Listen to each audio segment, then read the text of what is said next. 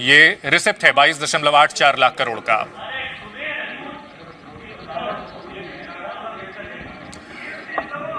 जो राजकोषीय घाटा जो कि हमने उसको रिवाइज किया है वो 6.9% अर्थव्यवस्था का रह सकता है, जो कि ये बजट एस्टीमेट में 6.8% था। इसे हम दोबारा परिभाषित कर रहे हैं, 6.9% है और इसे हम 6.4% 2022-23 में रहने की हम उम्मीद जता रहे हैं। हम वित्तीय स्थिति को मजबूत करना चाहते हैं। हम 4.5% जो फिस्कल डेफिसिट है, राजकोषीय घाटा है, 2025 तक हम हासिल करने का लक्ष्य लेकर के चल रहे हैं। हमें इसके लिए विकास, हमें पब्लिक इन्वेस्टमेंट बढ़ाना होगा, पब्लिक का निवेश बढ़ाना होगा और सतत तरीके से वो मजबूत तरीके से आता रहे, ये बहुत जरूरी है।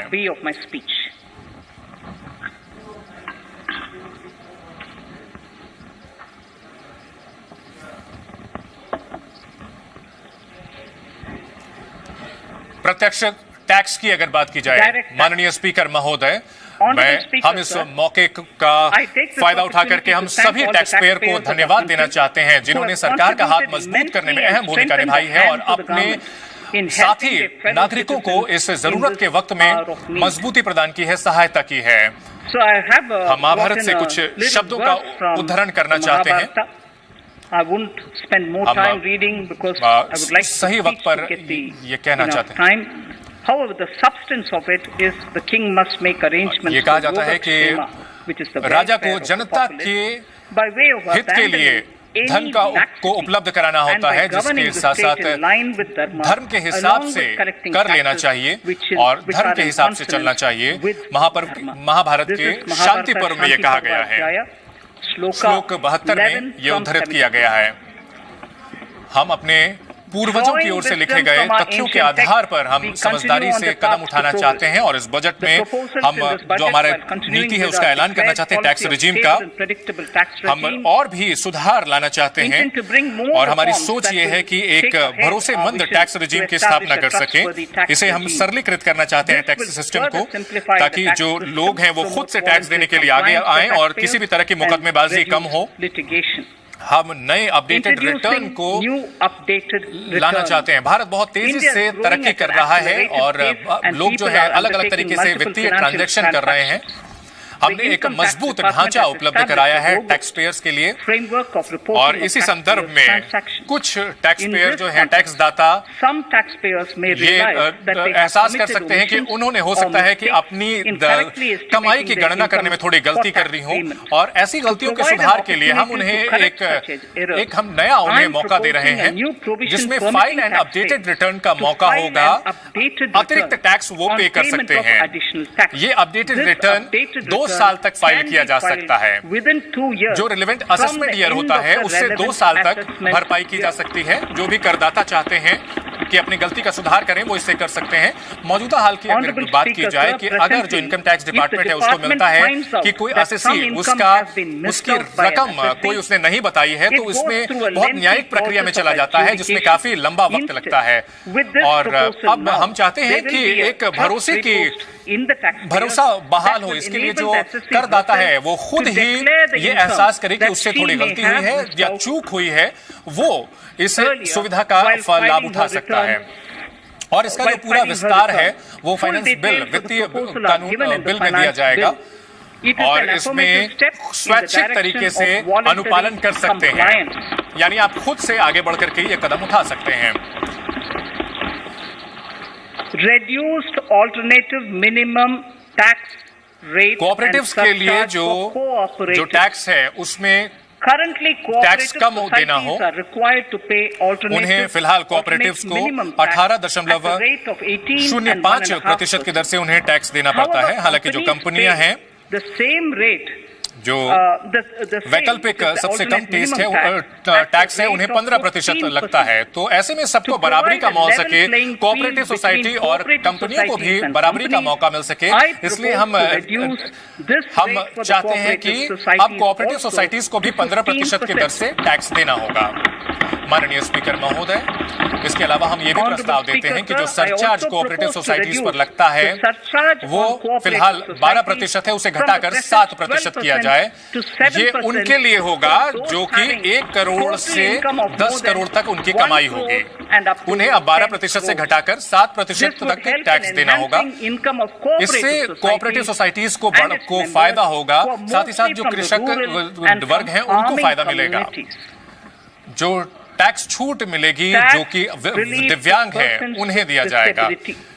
जो भी दिव्यांग है उनके पेरेंट, उनके अभिभावक या माता पिता इसका फायदा ले सकते हैं। जो मौजूदा कानून है वो ऐसे अभिभावक या माता पिता के लिए लगभग लमसम रकम तक की छूट देता है और अभी फिलहाल सिर्फ मौत की स्थिति में उनको मिलता है।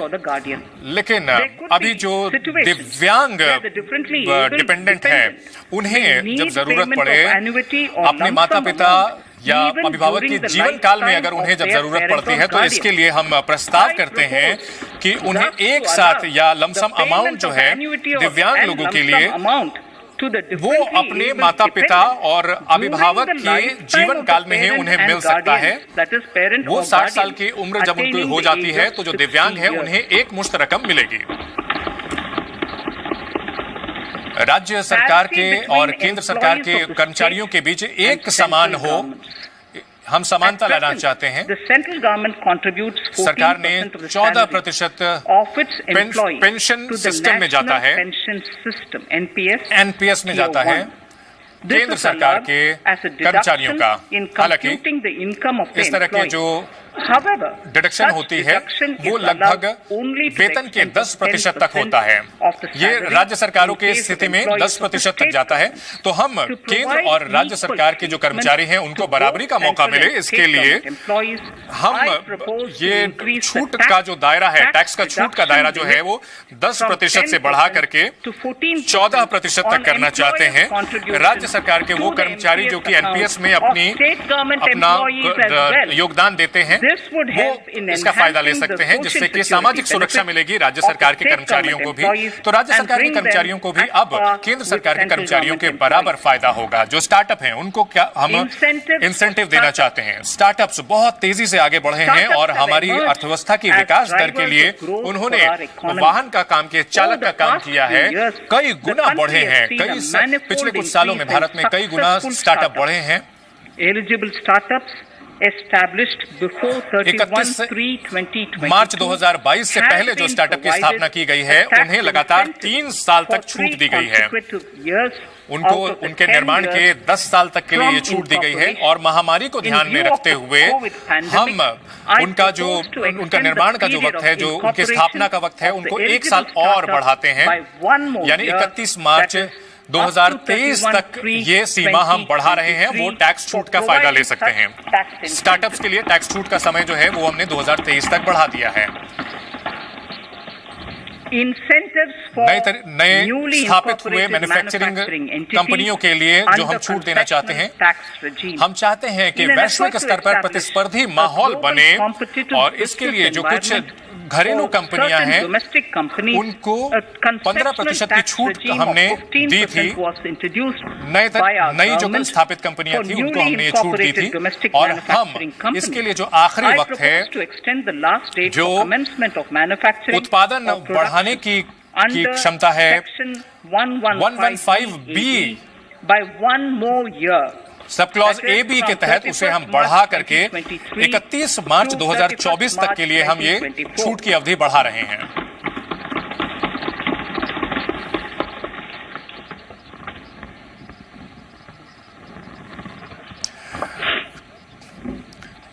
वर्चुअल डिजिटल जो एसेट्स हैं, जो संपत्ति है, उसके टैक्सेशन से जुड़ी हुई जानकारी देना चाहते हैं।